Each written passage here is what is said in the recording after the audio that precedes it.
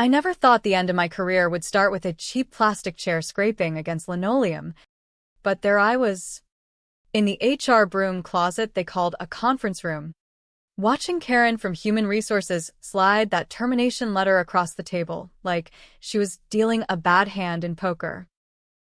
"Marley, it's not personal," she said, her voice dripping with that fake empathy they teach in sensitivity training. But the smirk tugging at her Botoxed lips said otherwise. "It's just business. Your performance metrics, well, they've been abysmal." Abysmal. The word hit like a gut punch from a heavyweight.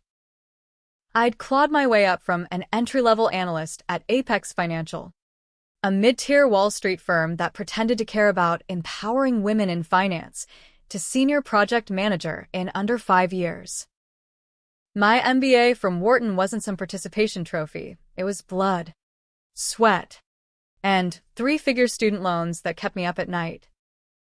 And now, here was Karen, with her community college associates in HR and a lanyard full of diversity pins, telling me I was done. But the real kicker? She leaned back, crossed her arms over her sensible cardigan, and let out a chuckle that echoed off the beige walls.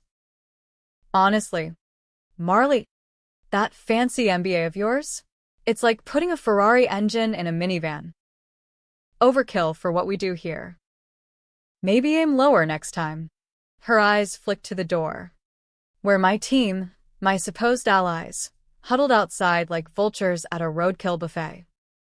I could hear their whispers through the thin partition. Finally, someone muttered, "She was always too ambitious. Too ambitious." That's code for uppity black woman who doesn't know her place. Yeah, I went there. In the glass towers of Manhattan, where the air smells like overpriced coffee and entitlement, ambition is a sin if your face doesn't match the Rolodex of old white boys who run the show. I'd poured my soul into that last project, the Meridian merger, a $2 billion deal that was supposed to catapult Apex into the big leagues. Late nights debugging spreadsheets, schmoozing clients over steak at Del Frisco's, even covering for Derek screw-ups when he ghosted meetings to chase tail at happy hour. And for what? A pink slip and a parting shot at my education. I stood up slowly, the chair legs screeching like a banshee in that sterile hellhole. Karen's smirk widened, expecting tears or begging. Instead, I straightened my blazer, the one I'd bought on sale at Macy's Herald Square, dreaming of the day I'd afford the real thing, and met her gaze. "Karen," I said, my voice steady as the Hudson on a calm day, "you just made the biggest mistake of your professionally mediocre life." She blinked, thrown off her script. "Excuse me? Security's on their way." But I wasn't done. Not by a long shot. As the door swung open and 2 rent-a-cops in ill-fitting polos shuffled in, I pulled my phone from my pocket. One tap, and the screen lit up with an email chain I'd been hoarding like a loaded gun. Subject: Meridian off-books adjustments. From Derek Hargrove, my direct report and golden boy. To Victor Lang, the CEO's right-hand man. CC'd to a ghost list of offshore accounts. "You see, Karen," I continued, holding the phone aloft like Lady Justice's scales, "while you were busy alphabetizing W-2s, Derek here was cooking the books on the Meridian deal, embezzling client funds to pad his bonus pool. And I covered it up. Not because I liked him, God. No, but because Victor promised me a promotion if I kept quiet. A seat at the table. Turns out, the only seat they had in mind was the one in unemployment. The room went dead silent. Karen's face drained of color, her manicured nails digging into the table edge. The guards paused, exchanging glances that screamed, above our pay grade. Outside, The whispers turned to murmurs. Then a low buzz of shock rippling through the bullpen. Derek. That slick bastard with the Harvard undergrad and the trust fund smile. We'd started as equals, me grinding through night classes while he yachted in the Hamptons, but somewhere along the line, he decided I was expendable. The betrayal stung deeper than the firing. Last week, over drinks at the Dead Rabbit, he'd clinked glasses with me and said, "Marley, your family. We got this. Family." Huh. In corporate America, family's just a synonym for useful until you're not. I hit send on the email forward to the entire company list, the SEC tip line, and, for good measure, a few reporters at the Journal who'd kill for an insider scoop on Apex's dirty laundry. Attachments included bank statements, wire transfers, even a voice memo of Victor laughing about creative accounting during a golf outing at Winged Foot. Chaos erupted like a 4th of July sparkler in a gas station. Karen lunged for my phone, but I sidestepped, cool as a cucumber in January. "Don't touch what's mine," I snapped. The guards hesitated, one muttering into his radio about legal.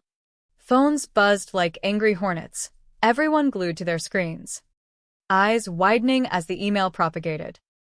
Victor burst, and then his Brooks Brothers tie askew, face redder than a lobster boil at Legal Seafood. "Marley, what the hell have you done?" He was the architect of this whole farce, the mousy VP of operations who'd clawed his way up by backstabbing anyone in loafers. I'd trusted him once, back when he mentored me through my first quarterlies, whispering about glass ceilings and breaking them. But Victor was a chameleon, scales shifting from ally to enemy faster than Wall Street tickers. He'd framed me for Derek's theft, planting false audit trails that led straight to my login. Why? Because I wouldn't sleep with him after the office Christmas party. Ambition without accommodation, he'd sneered in a late-night text. Classic power play. I turned to him, the man who'd buried me alive in paperwork and lies. "What I've done, Victor. I've just exhumed your corpse. You and Derek thought you could pin your greed on me, send me packing with the participation trophy severance. But here's the thing about dirt, it sticks to everyone." He lunged, but the guards finally earned their keep, pinning his arms. Derek slunk in behind, pale as a ghost in a Brooks suit, stammering, "Marley? Wait, this is a misunderstanding." Misunderstanding. I laughed, bitter and sharp. Like when you forgot to credit me on the merger pitch, or when you swiped my ideas for your performance review. No. Derek. This is clarity. Sirens wailed in the distance. Cops. Feds. The whole circus. The office, once a hive of frantic typing and coffee runs, dissolved into pandemonium. Colleagues who'd nodded sympathetically during my eval now averted eyes, some whispering support, others shooting daggers. Was I the hero whistleblower or the vengeful harpy? In America, the line's thinner than a dollar store knife. As they escorted me out, box of desk trinkets in hand, dignity intact, I paused at the elevator. Karen trailed, sputtering apologies now, promises of reconsideration. I fixed her with a stare. "Tell my MBA it's overkill one more time." Karen. See what happens. The doors dinged shut, and for the first time in months, I breathed free. But revenge? That was just the appetizer. The main course was coming, and it would taste like ashes in their mouths. The cab ride downtown felt like a fever dream, Manhattan's canyons blurring past in a smear of yellow cabs and pedestrian herds. I clutched my cardboard box like a life raft, Photo of my niece in her cap and gown. A dog-eared copy of The Intelligent Investor, the snow globe from that team-building retreat in the Poconos where Derek had tried to cop a feel by the hot tub. Useless junk. All of it. But letting go felt like surrender. And Marley Jenkins didn't surrender. Not to Wall Street wolves. Not to the gnawing doubt whispering that maybe I'd overplayed my hand. My phone exploded with notifications before we hit Canal Street. Texts from old sorority sisters. Girl, you're viral. Apex scandal trending. Voicemails from unknown numbers. Reporters sniffing blood. And then, the one that twisted the knife, Mom. Her voice thick with that South Carolina drawl I'd shed like snakeskin for my Big Apple armor. Baby girl, what in God's name? The news is saying you stole money. Call me Marley. Please. Stole money. The irony burned hotter than a shot of Tito's on ice. It was Derek who'd siphoned $500,000 from the Meridian escrow, funneling it through shell companies in the Caymans, companies Victor owned via his cousin's law firm in Jersey. I discovered it 6 months back, during a routine reconciliation that turned into a rabbit hole of red flags. At first, shock. Then rage. But Victor caught wind. How? I'll never know, and cornered me in the executive washroom, his breath sour with scotch. Fix it, Marley. Or I'll fix you. Fix me. Like I was a glitch in his code. So I did. Falsified entries. Backdated approvals. Even signed off on the final wire as emergency reallocation. It was criminal. Sure, felony territory, if the feds dug deep.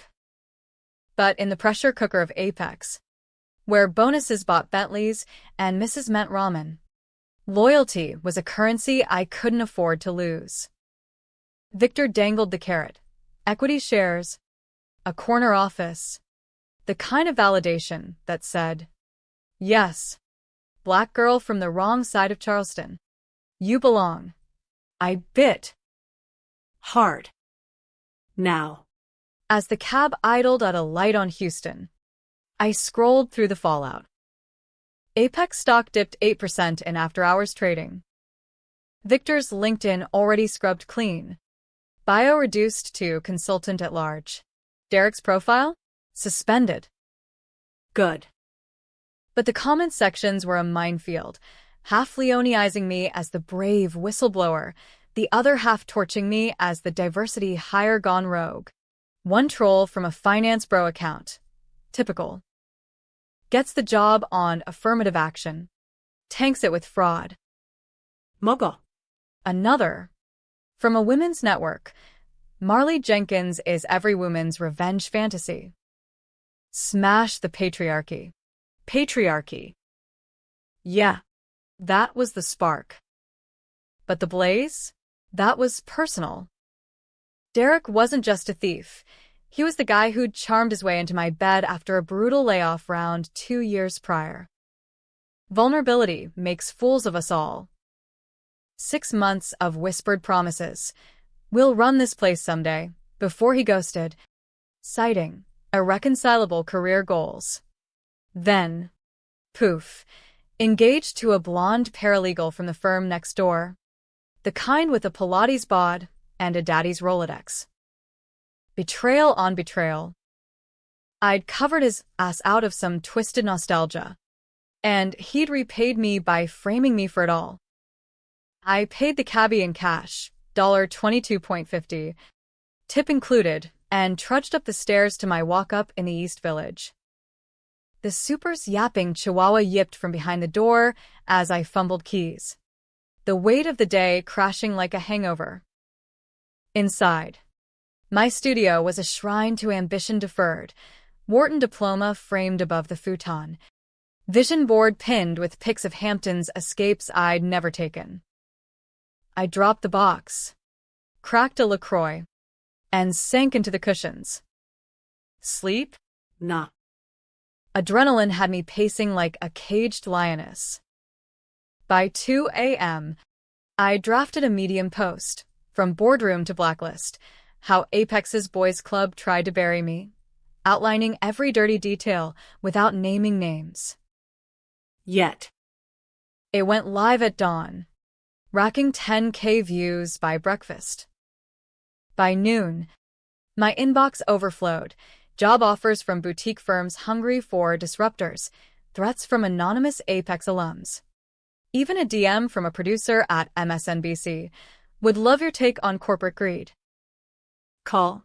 But the call I made was to Jamal, my ride or die from undergrad at Howard. XPI turned freelance investigator, with a Rolodex dirtier than a subway grate. Marley? You wild for this, he laughed over speaker, his Brooklyn accent thick as matzo ball soup. SECs circling like sharks.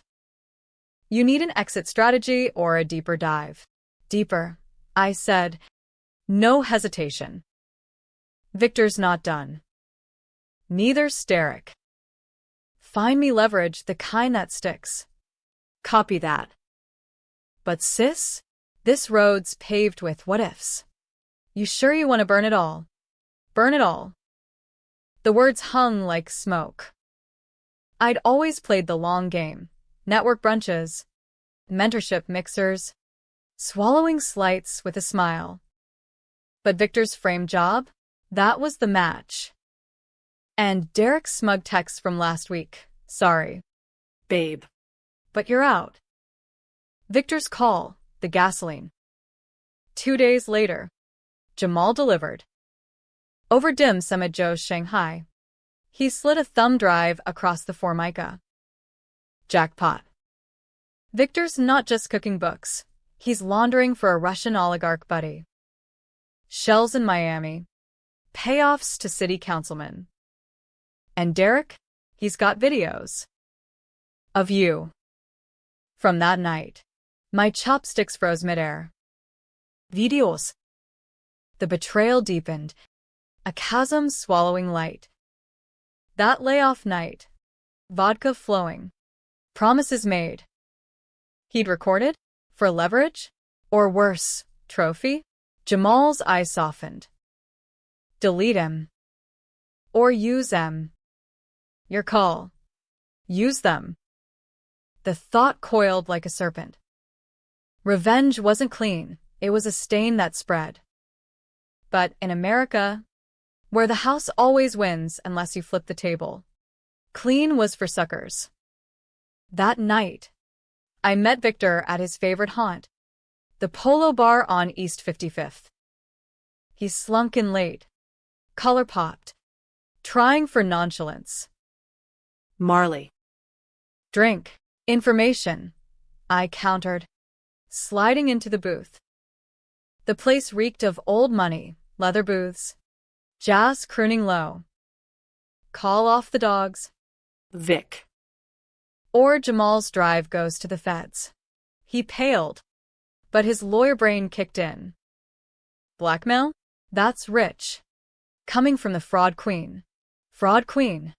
I leaned in, voice a whisper blade. You made me that. Now unmake it. We dickered like bazaar merchants, his promise to recant my firing. Pin it on Derek's solo. In exchange for silence on the oligarch angle. His eyes darted, calculating flips. Victor was a weasel in wolf's clothing. Always 3 exits ahead. But I had the videos now. Scrubbed from Derek's cloud. A nuclear deterrent. As we shook, his hand clammy, mine steel, he murmured. You think this ends it? You're playing with fire. Girl. Girl. The diminutive ignited something primal. Good, I replied. I like my revenge scorch, walking out into the November chill. Park Avenue glittering like fool's gold. I felt the noose loosen. But Jamal's warning echoed. What ifs? What if Victor flipped again? What if the videos leaked anyway? What if I was no better than them, trading morals for payback? The city pulsed indifferent, a beast that chewed dreamers and spat bones. I'd won a battle, but the war? That simmered, dark and delicious. Winter clamped down on the city like a vice. Snow piling on fire escapes and turning Fifth Avenue into a slushy gauntlet. 3 weeks post-firing, and the headlines had cooled from inferno to ember. Apex exec resigns amid probe, but the scars? They festered. My medium piece ballooned to 500K views. Spawning podcasts, The Marley Monologues and Think Pieces, Is Corporate Revenge the New Me Too? Job offers trickled in. But trust? That commodity was rarer than an honest broker on the exchange. Victor played his part. Mostly. A groveling email to the board. Miscommunication on Marley's role. Full exoneration. My badge reactivated. Back pay wired by end of day. But his eyes at the mandatory reintegration meeting, held in a neutral Starbucks on wall, neutral as a fox in a henhouse, told another tale. Welcome back, he said, stirring his flat white with a silver spoon. Let's bury the hatchet, bury it where he could dig it up later. No doubt. I nodded, sipping my Pike Place, the steam fogging my resolve. Derek was gone, fled to his fiancée's daddy's firm in Boca, tail between legs, but Victor? He was hydra-headed, rumors swirling of side deals to salvage Apex's rep. And me? I was the wild card, the woman who'd tasted blood and craved more. The office hit like a bad sequel. Colleagues offered awkward hugs, whispers of "you're a legend," masking the side eye. Karen from HR? Demoted to payroll drone. Her cubicle a demotion dungeon. She cornered me by the Keurig. Marley? About before. Water under the bridge. Her voice quavered, eyes pleading. I handed her a stir stick. Bridges burn. Karen. Rivers remember. But the real rot was subtler. Anonymous emails. Traitor. Vandalized whiteboard in the break room. MBA? More like felony U. And then, the leak. A blurry photo circulated, me and Derek. Post-layoff. Tangled in what looked like my old apartment. No videos. Thank God. But enough to stir the pot. Slut-shaming the whistleblower. The sisterhood cried. Character assassination. The brothers jeered. I traced it to Victor's assistant. A mousy intern he'd turned with promises of references. Enough. Time to escalate. Jamal's dive had yielded gold. Victor's oligarch ties weren't abstract. They funded a slush fund for NYC mayoral campaigns. Greased palms from City Hall to the ports. One name popped, Elena Voss. The reform candidate polling neck and neck with the incumbent. Victor's puppet. Funneled cash via Apex packs. Expose that. And his empire crumbled like a stale bagel. But revenge's razor cuts both ways. Elena was no saint, ex-prosecutor who'd buried cases against Wall Street for donations, but she championed women's advancement, even cited my scandal in a rally speech. Marley's fight is every woman's. Hero or hypocrite. The gray zone made my gut churn. Still. I drafted the dossier. Docs. Emails. A timeline tying Victor's laundromat to her war chest. Sent to ProPublica. With a blind tip to the Times op-ed page. The blowback was biblical. Victor called at midnight. Voice of venomous hiss. You bitch. Elena's people are circling. This ends your comeback. Click. Then Derek. From a burner. Heard about the pics. Victor's unhinged. Watch your back. Unhinged. Pot. Kettle. Next morning. Chaos reigned. Apex shuttered for investigation. Employees WFH in panic mode.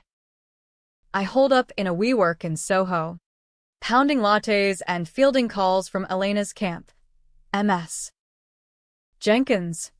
A word. Her advisor. A sharp-suited shark named Theo. Met me at a hole-in-the-wall falafel joint in Nolita.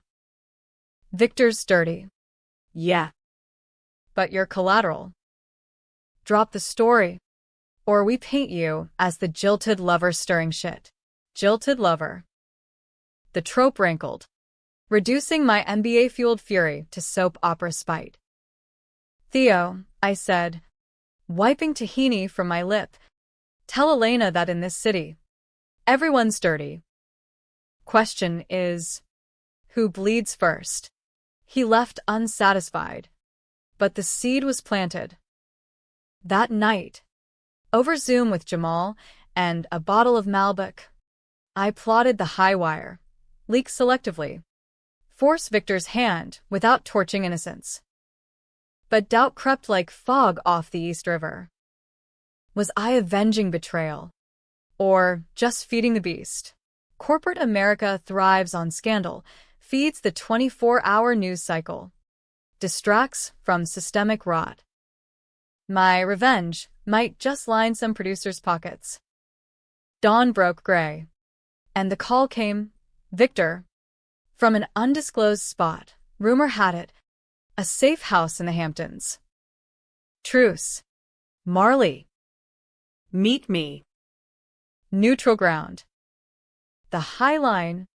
Noon. Trap? Temptation? I went, gloved against the bite. Collar up like a spy in a look-hair novel. He waited by the 10th Avenue Square. Trench coat flapping. Face gaunt under the winter sun. No pleasantries. You win, he spat. I'm out. Full confession. Derek takes the embezzlement fall. I handle the laundering solo. Your name's cleared. But the videos, Derek's got copies. He's flipping on you to save his skin. Videos. Plural. My blood iced. Where? His fiancée's lake house. Upstate. Go get M. Consider it my white flag. White flag from a snake. Seuss. But the High Line's joggers blurred past, oblivious. And something in his defeat, shoulders slumped, eyes hollow, rang true. Victor. The flipper extraordinaire. Cornered at last. I drove north that afternoon. Rental Subaru hugging the Taconic like a lifeline. The lake house loomed rustic, Adirondack logs. Dock creaking under frost. Derek's fiancée, Lila, was out yoga retreat. Per her Insta, but he was there. Pounding whiskey on the porch.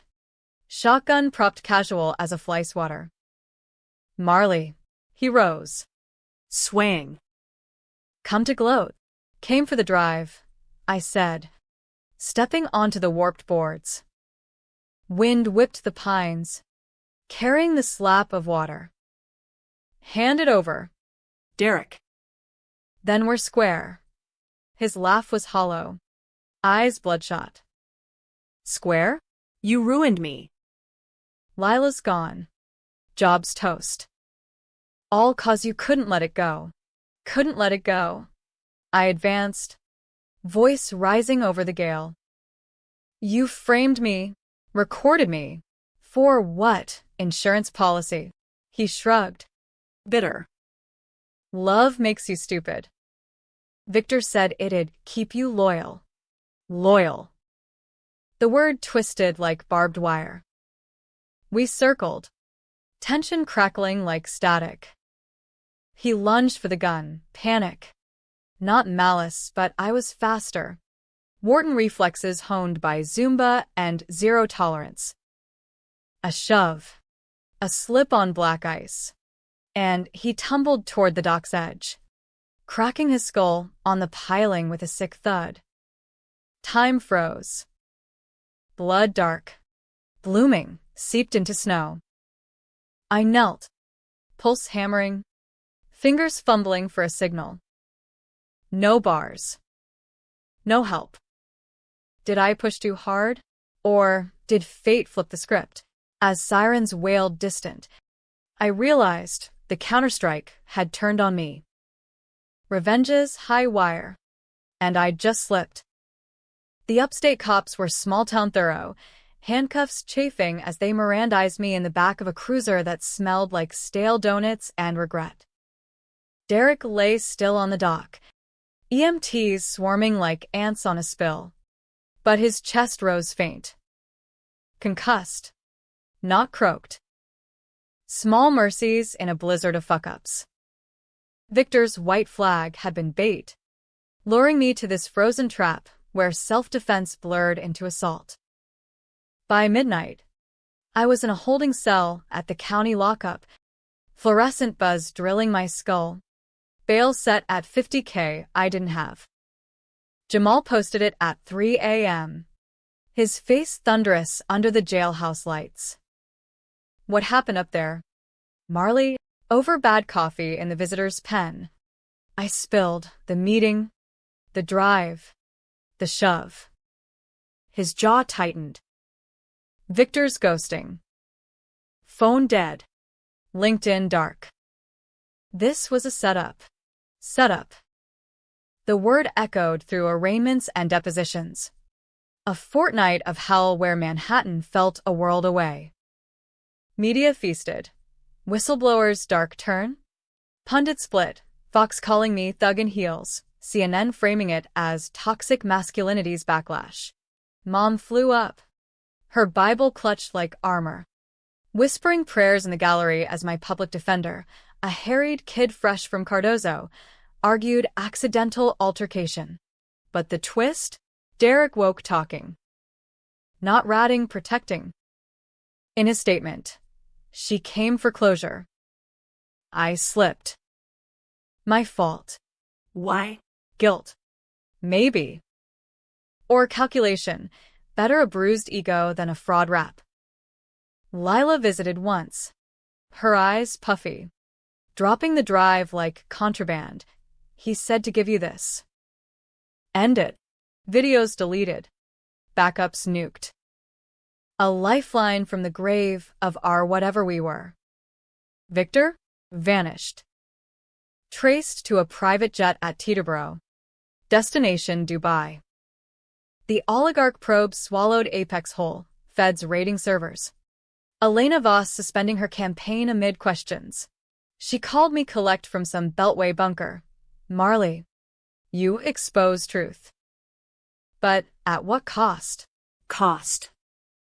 Her pole drop. My mugshot. Symmetry in the wreckage. Bail conditions kept me leashed. Ankle monitor. No contact orders. Job hunt grounded. I crashed at Jamal's in Bed-Stuy. His spare room a bunker of case files and takeout boxes. Nights blurred into what-ifs. What if I'd walked away at the High Line? What if Victor's mentorship had been real? Not a groomer's game? What if my revenge wasn't justice, but a mirror of their greed, hoarding power? One secret at a time? The plea deal landed in March. Cherry blossoms mocking through the courthouse bars. Misdemeanor reckless endangerment. 18 months probation. Community service at a Brooklyn legal aid clinic. No jail. But the record? A scarlet letter on my resume. Apex dissolved in bankruptcy. Assets carved up like Thanksgiving turkey. Karen landed on her feet at a nonprofit. Derek slunk into obscurity. Last sighting, bartending at a dive in Queens. And me, Marley Jenkins, MBA, whistleblower, accidental felon. I started over, clerking at the clinic, helping immigrant dreamers navigate the system's jaws. The irony thick as fog. Mom stayed a month, cooking collards and lecturing on forgiveness. Vengeance is the Lord's. Baby. You can't carry it all. Maybe. But in quiet moments, staring at the Williamsburg Bridge lights, I felt the weight lift. Not gone. Scars don't fade, but lighter. The final twist? A letter, postmarked Cayman. Victor scrawl. You won. Kid. But winning's lonely. Don't become me. Enclosed. A check, 6 figures. Consulting fee for services never rendered. Blood money? Or atonement? I tore it up. Shreds fluttering like confetti in the wind. Was it a happy ending? Hell no. America doesn't do tidy bows, it's a grindhouse reel. Heroes and villains swapping masks mid-scene. I betrayed myself covering for them. They betrayed me with frames and falls. But in the rubble, I found spine, unbowed, if bent. The city churned on, indifferent. But I walked taller. NBA mocking no more. Revenge taught me, burn slow, or burn out. I chose embers warm. Warning, waiting for the next spark. And if Victor ever surfaced, well, Dubai's nice this time of year. But bridges burn. Remember? Some fires never fully die.